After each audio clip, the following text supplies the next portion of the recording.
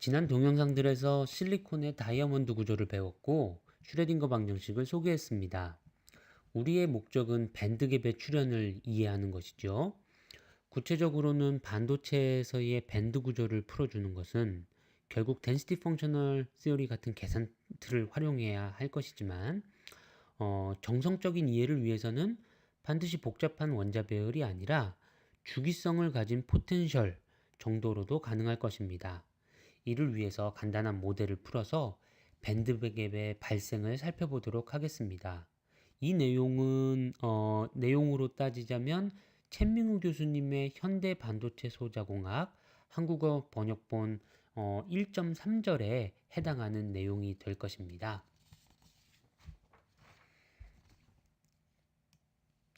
앞장에서 다룬 것처럼 반도체에는 밴드갭이 있습니다. 이 사실은 이미 알고 있죠. 그림들은 지금으로부터 40년도 전에 실리콘의 밴드 구조를 계산을 통해 구한 논문에서 따왔습니다. X축이 운동량에 해당하는 파수가 될 것이고 그에 따라 에너지가 Y축으로 표시되어 있네요. 이들 사이의 갭이 하늘색으로 표시되어 있습니다. 절대 영도에서 전자들이 채우고 있는 상태 중 가장 높은 에너지를 가지고 있는 상태의 에너지를 여기서는 0으로 표기했죠. 그러니 전자들이 절대 영도에서 에너지 0인 부분까지 채우고 있다가 약간의 열적 에너지를 가진다고 해도 손쉽게 더 높은 에너지를 가진 상태를 점유할 수는 없는 상황입니다. 이게 바로 반도체가 가지고 있는 상황이죠. 아무튼 이 밴드갭의 존재가 반도체에서 중요하게 될 텐데 간단한 주기적 포텐셜을 고려해서 결과를 얻어보도록 하겠습니다.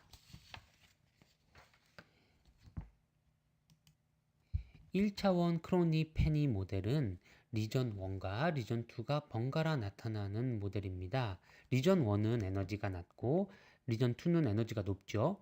그래서 결국 전자들은 리전 1을 선호하게 될 텐데 주기적인 포텐셜을 가지고 있음이 이 모델이 무한우물 문제와 다른 키포인트가 되겠습니다. 예를 들어서 리전 1이 한 개만 있다든지 아니면 리전 2가 한 개만 있다든지 이런 경우하고 주기적으로 얘네들이 번갈아 가며 나타나는 경우는 다르겠죠. 이 부분을 이제 따져보도록 하죠.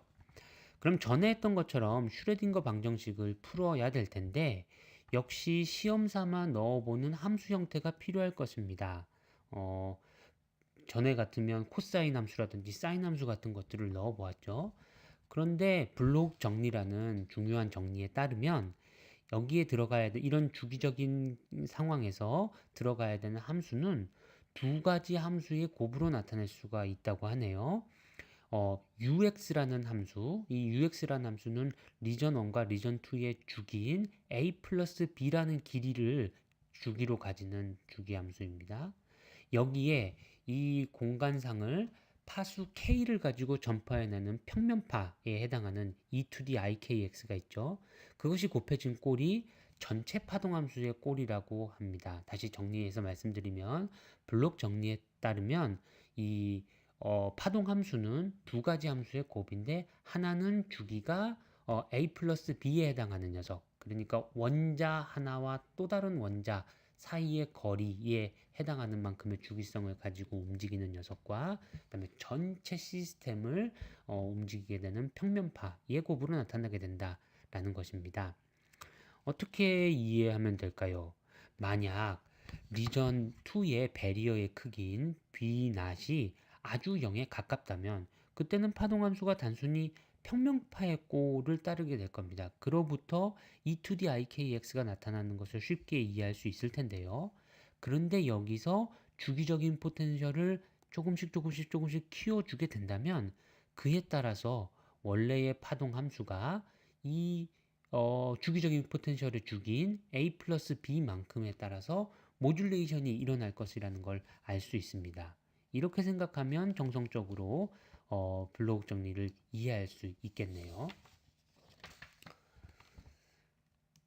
이 내용을 좀 더 설명해 본 것이 이번 슬라이드인데요. A 플러스 B라는 주기에 따라 바뀌는 U 오브 X 함수를 생각하고 거기에 평면파인 E2D IKX가 곱해진 것이 우리가 시도하게 될 파동함수의 꼴이라는 것이죠.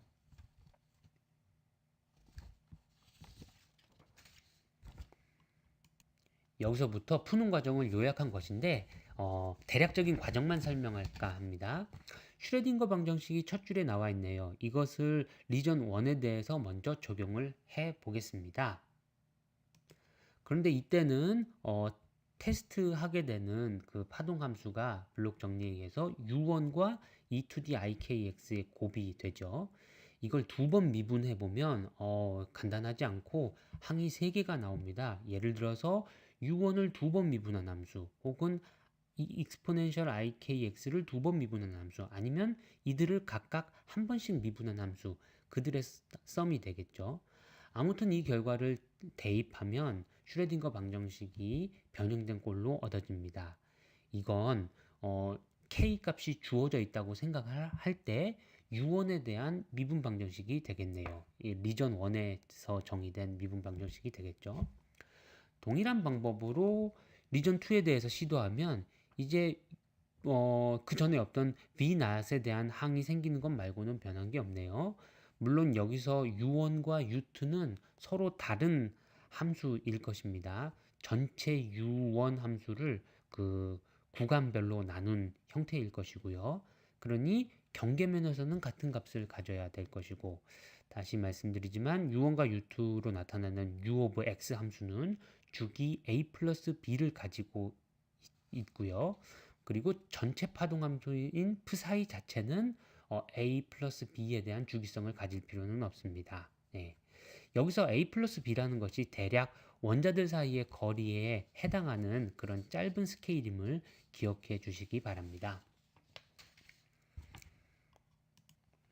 그럼 리전 1에서 에너지와 관련된 부분을 상수 알파를 도입해서 써보면, 이번에는 함수가 단순히 e to the i 알파 x의 형태로 주어지지 않고 거기에 exponential 마이너스 ikx가 곱해지는 꼴이 된다는 걸 알 수가 있네요.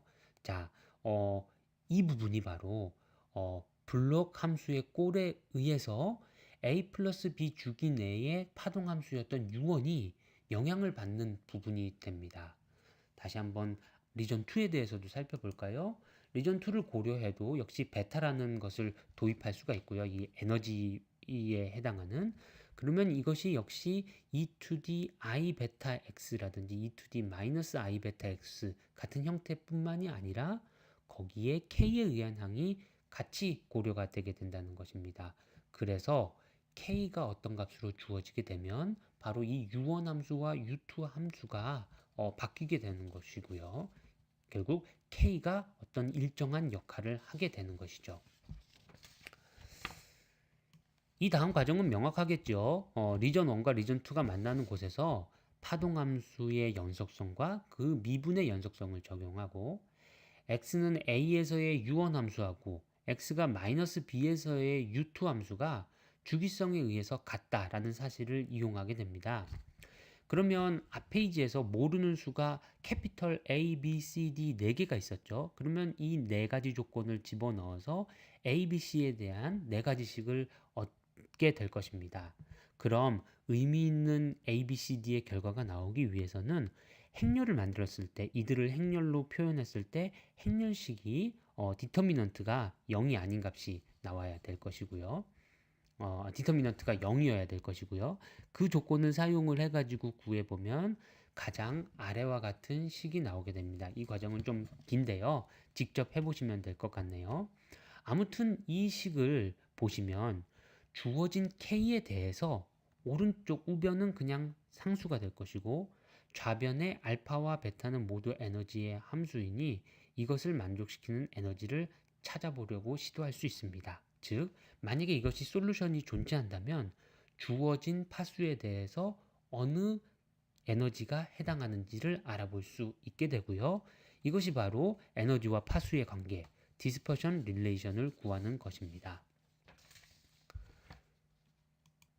방금 말한 것처럼 알파와 베타는 에너지의 함수입니다. 만약 V낫이 큰 경우라면 베타의 제곱 자체는 음수가 되겠네요. 이 경우에는 베타가 순호수가 될 것이고 그에 맞추어서 그 전식을 바꾸어 주면 될 겁니다. 사인에 순호수가 입력으로 만약에 들어가면요, 그거는 허수 부분에 사인 하이퍼볼릭을 취하고 허수 단위 i를 곱하는 것이 되고요. 코사인의 순허수가 입력으로 들어가면 허수분의 코사인 하이퍼볼릭을 취하게 됩니다. 이런 식으로 바꾸어 주는 것은 쉽게 가능할 거고 여기에 명시적으로 나타나진 않았고요. 아무튼 그래서 주어진 에너지에 대해서 좌변을 구해 볼 수가 있을 텐데요. 이게 이 좌변을 계산한 값이 만약에 -1부터 1 사이면 이건 적합한 k 값이 존재할 것입니다. 하지만 그렇지 않다면, 그 범위를 벗어난다면 해가 존재하지 않을 것입니다. 왜냐하면 우변이 코사인 함수고요. 코사인 함수는 -1에서부터 1 사이에 바운드 돼 있죠. 예. 즉 어떤 특정한 에너지에 대해서는 알맞은 k가 존재하지 않을 수도 있다라는 뜻입니다. 이 페이지에서는 B-0이 특수한 케이스를 다루고 있는데요. 실제로 B-0이면 이 전자는 자유전자와 같겠죠. 앞의 식을 B-0인 조건에 대해서 대입해 보면 정확히 우리가 원하던 에너지가 파수 K의 파라볼릭 함수가 된다라는 관계식을 얻을 수 있네요. 이 경우에는 밴드갭이 있을까요? 예, 물론 이 경우에는 밴드갭이 없을 것입니다.